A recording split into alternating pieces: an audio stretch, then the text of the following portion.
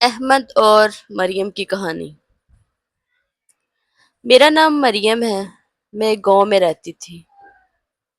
میرا والد ایک زمیندار امیر بندہ تھا۔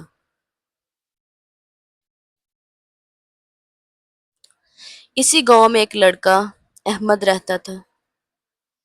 میں احمد ایک اسکول میں پڑھے، اکٹھے کھیلتے، ہم بچپن سے ایک دوسرے کو جانتے تھے۔ گاؤں کے لوگ بہت سادہ ہوا کرتے تھے، لیکن میرے والدین پڑھے لکھے بھی تھے اور امیر بھی تھے۔ ہماری ملاقاتیں جیسے جیسے ہم بڑھتے رہے، دوستی بڑھتی رہی۔ یہ ملاقاتیں، یہ دوستی محبت میں بدل گئی۔ ہم دونوں ایک دوسرے کو ٹوٹ کر محبت کرنے لگے۔ میں کہتی احمد، میں تمہارے بغیر جی نہیں سکتی۔ وہ کہتا ہے مریم، میری تو دنیا ہی تم سے ہے۔ ہماری خوشیوں کو کسی کی نظر لگ گئی۔ میرے گھر والوں کو ہماری محبت کے بارے میں پتہ چلا تو گھر میں قیامت ٹوٹ پڑی۔ میرے والد نے سختی سے احمد کو گھر آنے سے روک دیا اور میرے گھر باہر نکلنے سے پابندی لگا دی، اور میرا رشتہ ایک امیر گھرانے میں کر دیا۔ یہ خبر سن کر میں ٹوٹ گئی۔ ہر روز روتی، احمد سے کہتی کہ میں اس کے بغیر نہیں رہ سکتی۔ احمد بھی پریشان تھا۔ اس نے کئی بار کہا مریم کہ اپنے والدین کو کہو کہ ہماری شادی کر دے۔ احمد نے بہت کوشش کی، لیکن ہر بار اسے ذلت اور بے عزتی کا سامنا کرنا پڑا۔ آخر ایک دن ہم دونوں نے گھر چھوڑ کر فیصلہ کر لیا۔ رات کے اندھیرے میں ہم گھر سے نکلے، دونوں شہر چلے گئے۔ ہم نے سوچا کہ ہماری زندگی میں خوشیوں سے بھر جائے گی، لیکن حقیقت کچھ اور تھی۔ احمد کے پاس پیسے بہت کم تھے۔ چند دن سستے سے مکان میں رہے، بعد میں ان کے پاس پیسے ہمارے پاس ختم ہو چکے تھے۔ احمد دن بھر مزدوری کرتا اور شام کو تھکا ہارا واپس آتا۔ جو بھی کماتا وہ کبھی مکان کے کرایہ چلا جاتا۔ ہماری زندگی بہت مشکل ہو چکی تھی۔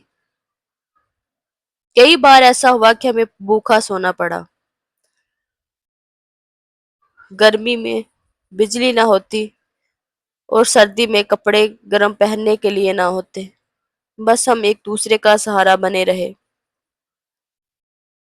ایک دن احمد کام پر گیا ہوا تھا تو میرے گھر والے یعنی کہ میرے والدین نے کچھ آدمی بھیج کر ہمارا پیچھا کرنا شروع کر دیا تھا۔ میرے والد غصے کے بہت تیز تھے۔ اب اس بات کو 6 ماہ گزر چکے تھے، لیکن ان لوگوں نے ہمارا پیچھا کرنا نہ چھوڑا۔ ایک دن جب احمد کام پر گیا ہوا تھا تو اچانک کچھ لوگ میرے کمرے میں پہنچے۔ مجھے زبردستی انہوں نے اپنے ساتھ گاڑی میں بٹھا لیے۔ میں چیختی رہی، روتی رہی، لیکن کسی نے میری ایک نہ سنی۔ پتہ نہیں جب احمد واپس آیا ہوگا تو اس نے خالی کمرہ دیکھا ہوگا۔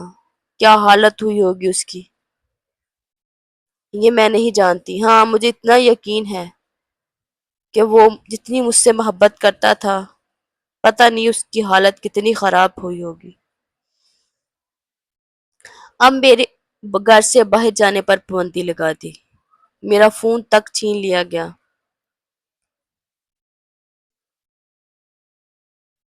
اور دوسری طرف مجھے احمد کی رات کو یاد آتی۔ میں ساری ساری رات روتی رہتی۔ کچھ مہینے بعد میری زبردستی شادی کر دی گئی۔ شادی کے بعد یہ دن ہی دل میں مر چکی تھی۔ میرے آنسو رکنے کا نام نہیں لے رہے تھے، صرف احمد کی یاد آ رہی تھی۔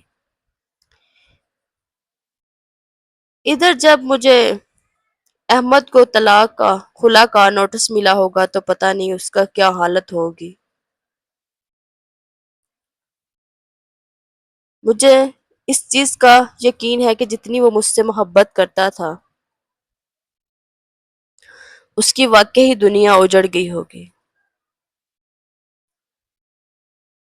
میں نے زندگی تو گزار رہی تھی لیکن اندر ہی اندر مر رہی تھی اور سوچتی تھی کہ کیسے پتا کروں کہ احمد کی کیسی حالت ہے، وہ ٹھیک ہے، زندہ ہے یا مر گیا۔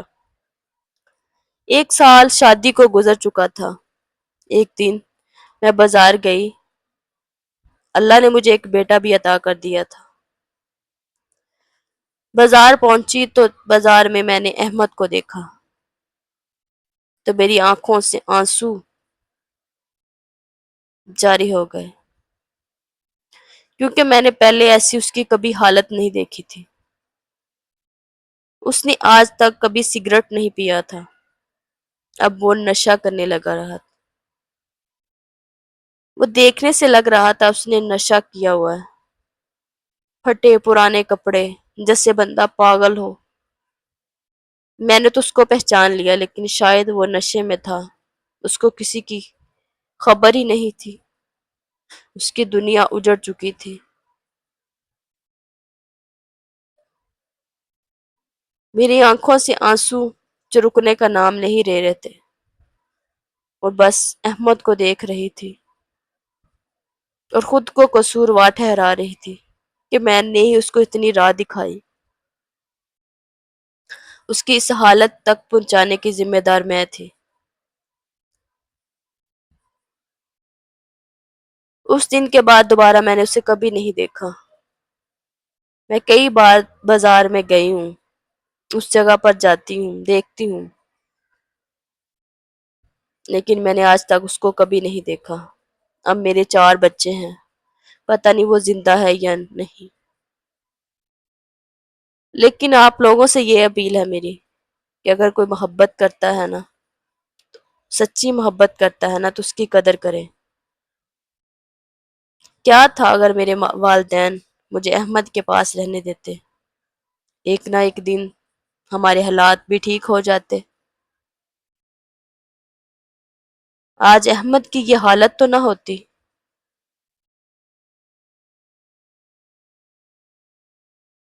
جی تو میں بھی رہی ہوں، لیکن دن رات اس کی جو حالت دیکھی ہے میں نے میرے سامنے، میری آنکھوں کے۔ دوستو یہ تھی احمد اور مریم کی کہانی۔